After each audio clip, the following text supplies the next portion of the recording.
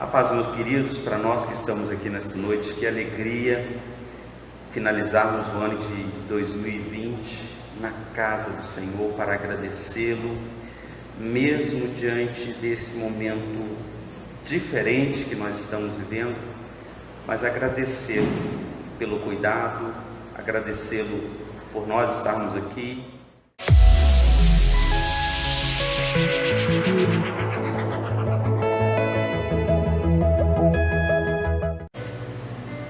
Glória a Deus. Quero agora refletir um pouco com os irmãos dentro da palavra de Deus, de tudo aquilo que tem se apresentado para nós. Eu queria entender com os irmãos o que a Bíblia diz com respeito a tudo isso que está acontecendo conosco.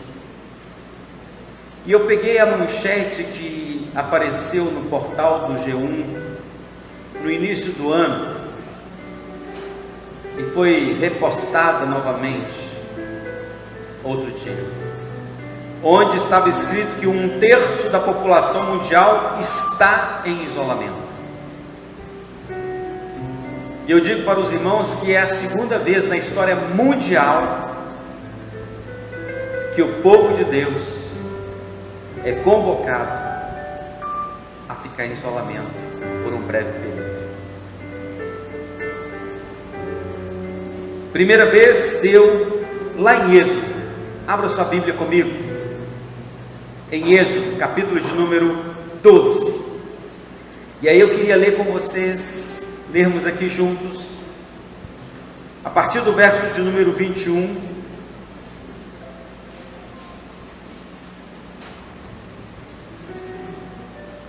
Êxodo capítulo 12, a partir do verso de número 21. E de acordo com a reportagem, enquanto você está abrindo a sua Bíblia, nós aqui, os amigos e irmãos também em casa, em Êxodo 21, Êxodo 12, melhor dizendo, aquela reportagem dizia o seguinte: para diminuir a velocidade de transmissão da pandemia de Covid-19 e ganhar tempo para equipar os sistemas de saúde, a Organização Mundial de Saúde tem recomendado que os países apliquem restrições de circulação de pessoas em seus territórios. E aí, como eu disse no último domingo aqui na igreja, o start se deu do outro lado no mês de novembro. E no dia 31 de dezembro de 2019, a China já tinha, de dezembro, janeiro, fevereiro e março, 81.329 casos confirmados. Estados Unidos, neste mesmo período, teve 83.836 pessoas também contaminadas, casos confirmados do Covid. Fonte é G1.com, no dia 27 de março de G1.com, agora repostada no final do ano, mês de setembro. E olhando para esse tempo que nós estamos vivendo, e olhando para o momento em que Deus estava fazendo pedagogicamente, instruindo, ensinando o seu povo, que quem tem domínio é Ele. Nós vamos ler o texto da aplicação da 10ª praga. Êxodo capítulo de número 12 vai falar sobre a Páscoa. E neste momento da Páscoa, então, Deus permite vir a última de todas as pragas que estava por vir sobre o povo egípcio, sobre o povo da terra naquele momento, naquele local. E é muito interessante nós percebermos que já haviam passado 9 pragas. No início, o próprio faraó convocou então os magos para, abre aspas, os feiticeiros da época de plantão, para também fazerem os mesmos milagres, entre aspas, que os servos de Deus, ou os servos de Deus, Moisés e Arão, estavam fazendo. Mas a partir do momento que as coisas iam apertando, eles não conseguiam mais fazer, abre aspas, as suas feitiçarias. E neste último momento, então, antes da partida do povo, Deus coloca para o seu povo, abre aspas, o lockdown, fecha aspas, caseiro. Todo mundo dentro de casa. Mas não é dentro de casa de qualquer maneira. Havia um preparativo, havia uma situação, havia um modus operandi de como ficar dentro de casa. E não era para ficar dentro de casa uma semana, era somente naquele dia, somente naquela noite.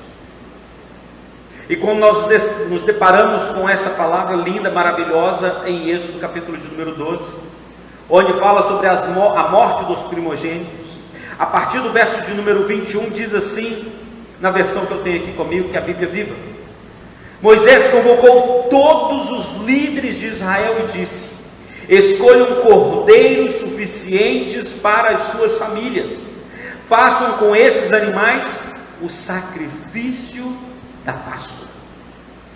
Peguem um feixe de ramos de sopo, molhem o sopo no sangue. Qual sangue? No sangue daquele animal que eles tinham escolhido e tinham imolado. Molhem o sopo no sangue que estiver na bacia usada para sangrar o animal. Façam umas marcas com sangue no alto e nas laterais da porta. E que ninguém saia de casa até o dia seguinte. Porque o Senhor vai passar para atacar os egípcios. Mas quando encontrar sangue no alto e nas laterais da porta, o Senhor passará adiante. E não deixará o destruidor entrar em suas casas. Assim vocês não serão atingidos. Os egípcios estavam desesperados. Agora eu quero que você vá lá para o versículo 33. Paramos de ler aqui no versículo 23. Você anda mais 10 versículos e para no 33. Então eles fizeram aquilo que o Senhor mandou. Eles providenciaram tudo. Pegaram o animal, escolheram o animal para a família. Família pequena convidava a outra para estar junto. E então eles sacrificaram o animal, pegaram então aquele sopo, molharam, e o sopo eram flores rosadas, ou então esbranquiçadas. E eles molharam e passaram no umbral, em cima e nas laterais da porta da casa. Fizeram tudo isso, e agora no versículo 33 diz que o anjo do Senhor havia passado, e os egípcios então ficaram desesperados, e eles faziam tudo para pôr para fora os israelitas e gritavam: todos nós vamos morrer, todos nós vamos morrer. Aí sim, os israelitas amarraram em trouxas as bacias, as formas, as massas de pão sem fermentar e as roupas. Puseram as trouxas nos ombros, e antes de partir, eles pediram aos egípcios coisas de prata, de ouro e mais roupas, tudo como Moisés tinha dito. E o Senhor, veja bem o que aconteceu, queridos, versículo de número 36, e o Senhor fez com que os egípcios simpatizassem com os israelitas e dessem tudo o que pediram. Assim, os israelitas deixaram os egípcios sem as coisas de valor que tinham. Amém? Quero parar aqui, por enquanto. 3 situações fantásticas eu vejo aqui, meus queridos. Sempre quando Deus quer tratar, quer falar, quer manifestar-se ao seu povo, Ele faz de forma gloriosa. E detalhe, Ele não faz para prejudicar o seu povo, mas Ele faz para dar uma lição ao seu povo e mostrar coisas melhores e maiores, como nós vemos no Novo Testamento, que nós ainda não vemos, não conhecemos, não sabemos. E aqui não foi diferente. Nesse exato momento, então, Moisés já tinha estado com o faraó, Arão já tinha estado com o faraó, e ele fala então sobre essa praga, a morte dos primogênitos. E alguns nem se preocuparam, inclusive judeus que estavam servindo aos egípcios. Alguns morreram, porque não se atentaram para a palavra de Deus. E nos nossos dias muitos estão morrendo também, porque não estão atentos à ordem, à palavra de Deus. Mas aqueles que obedeceram, aqueles que estavam atentos, eles foram livrados do mal e da morte, porque havia uma ordem expressa, explícita: pegue o feixe de sopo, molhe no sangue que está na bacia onde o mal foi imolado, e com este sangue você vai marcar a parte de cima e as laterais da porta. E quando o anjo do Senhor vier e vir a marca na sua casa, ele vai passar adiante. E aqui eu quero fazer com você um link muito especial, para que eu e você não experimentemos a morte. Veja bem, não é qualquer morte, é a morte eterna. Nós precisamos ter a marca do sangue na nossa vida, porque morte por morte natural, todos nós, muitos morreram este ano, e não é por causa de Covid, tão somente, foi um agravante, mas muitos experimentarão, e acredito que talvez eu também, se Jesus não voltar antes, experimentarei a morte física. Já até falei com meu pai, falei com ele: papai, de preferência eu quero partir dormindo. Talvez eu estou sendo egoísta, né? Não é verdade? Mas se alguém quiser ir na minha frente, eu estou passando a vez. Estou brincando. Mas por que isso? Porque eu quero dormir aqui, queridos, e acordar com o papai. Talvez vai ser um susto, não é? Eu e minha esposa ainda vivos, e ela, porque sempre eu acordo mais cedo, e neste dia em especial eu não acordarei, e ela vai mexer comigo, vai mexer 1, 2 vezes, não é? Mas eu vou estar já com o papai. É maravilhoso, porque não experimentarei a segunda morte, porque Cristo venceu ela na cruz do Calvário, para mim e para você. Mas eu quero 3 situações específicas dentro deste texto, que Deus permitiu ao seu povo que foi obediente. O que Deus tem para mim e para você, meus queridos, quando Ele lança essa situação, permite que situações como nós estamos vivendo nestes últimos dias aconteçam sobre nós, inclusive sobre os filhos dele? Porque muita gente fala assim: você não é crente? Onde está o seu Deus? Por que Deus permite você passar por isso? Querido, querida, o sol nasce para mim e nasce para o outro, a chuva cai sobre mim e cai sobre o outro. O acidente que acontece comigo acontece com o outro.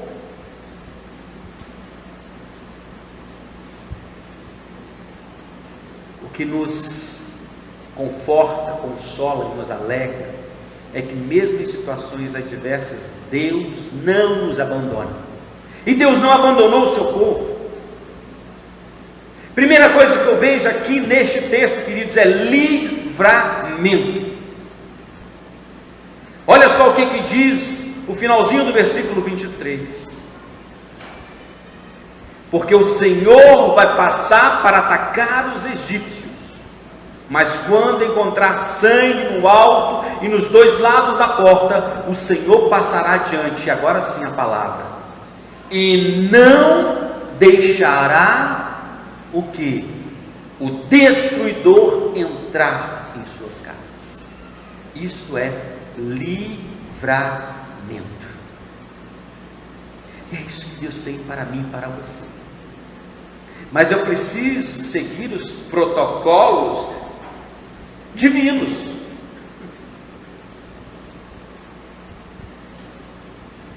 Divinos.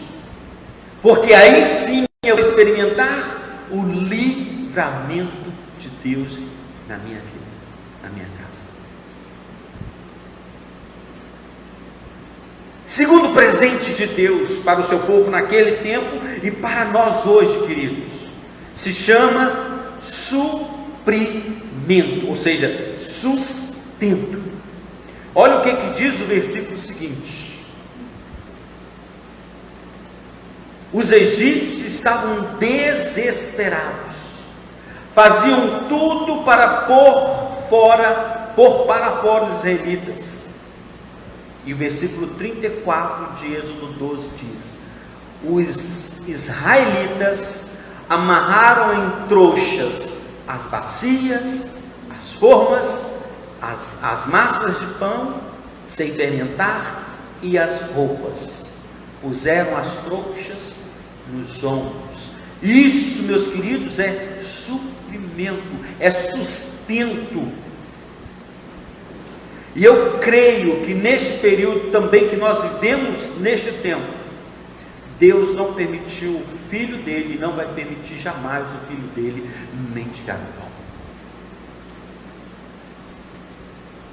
Com certeza. Se ele não conseguir, e esse pastor que está falando com vocês, vocês conhecem muito bem, se ele não conseguir com as mãos no local de trabalho, nós estamos aqui para estender a mão, amém? É isso, é para isso que serve a igreja. Porque se o auxílio não vem aqui, ele vem de lá, e Deus de lá vai usar a mim e a você para abençoar o outro. Isso, meus queridos, é sustento, suprimento das minhas necessidades. Uma terceira situação poderosa. Eu não sei se você quer, mas eu quero. E todo filho de Deus merece ser rico, ter riquezas.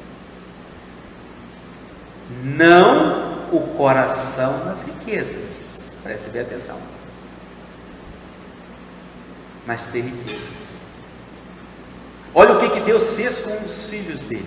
Continuando o texto, versículo de número 35. Antes de partir, os israelitas pediram aos egípcios coisas de prata, de ouro e roupas. E o que aconteceu está no versículo seguinte: o Senhor fez com que os egípcios se simpatizassem com os israelitas e dessem tudo o que pediram. Assim, termina o versículo de número 36, dizendo: os israelitas deixaram os egípcios sem as coisas de valor que tinham, e o povo de Deus não roubou, mas recebeu, ganhou, foi entregue para eles. E é isso que Deus tem para mim e para você também, querido. Mas nós precisamos seguir o protocolo divino. Se fala tanto em protocolo nesses últimos dias, eu quero usar essa palavra aqui também. Você precisa seguir o protocolo divino.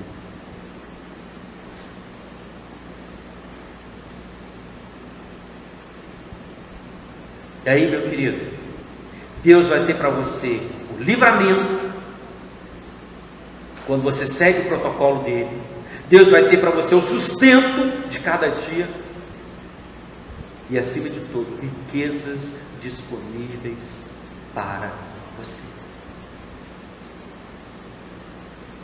E a riqueza não significa somente ouro.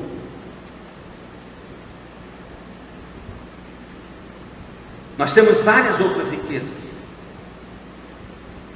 Nós até falamos no último domingo, né, pastor Everaldo, aqui, sobre finanças na nossa escola bíblica.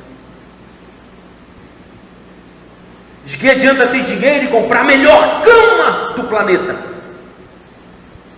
se você não consegue dormir? Muito ouro, muitos bens, paga o melhor plano de saúde, mas não vive, não tem saúde. Não adianta.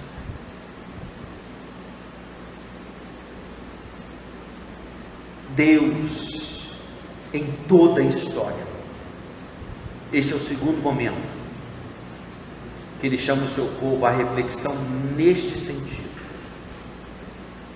E chama a mim, a você, aos amigos e irmãos que estão em casa, para que tenham a marca do sangue do Cordeiro em suas vidas. Usando a figura daquele tempo no umbral da porta, mas trazendo para nós hoje, na porta do seu coração, da sua mente, porque você vai ter o sustento necessário, você vai ter o livramento de situações ruins, e você vai ter riquezas, porque Ele é o dono do ouro, Ele é o dono da prata. Se Ele não te der ouro e prata, você tem que dar para o seu próximo. Assim como Pedro e João, Atos dos Apóstolos, indo ao templo, um mendigo pede a eles dinheiro, e eles declaram: nós não temos ouro, ou melhor, o próprio discípulo falou assim: olha para mim. E aquele homem olhou e disse: eu não tenho ouro, eu não tenho prata, mas o que eu tenho eu te dou. E o que nós temos, irmãos? Virtude. Nós temos poder de Deus nas nossas vidas. E ele disse para aquele paralítico: levanta e anda. E aquele homem levantou e andou. Que riqueza maior? De que adianta ter ouro e não poder andar?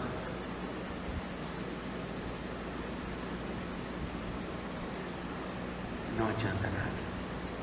Por isso, meu desafio para você nesta noite é: siga os protocolos divinos, e aí você terá o livramento que vem do alto, o sustento que vem do alto e a riqueza que vem do alto, porque Ele tem poder para te dar, em nome de Jesus. Amém? Glória a Deus. Que assim seja na minha vida e na sua vida, em nome de Jesus.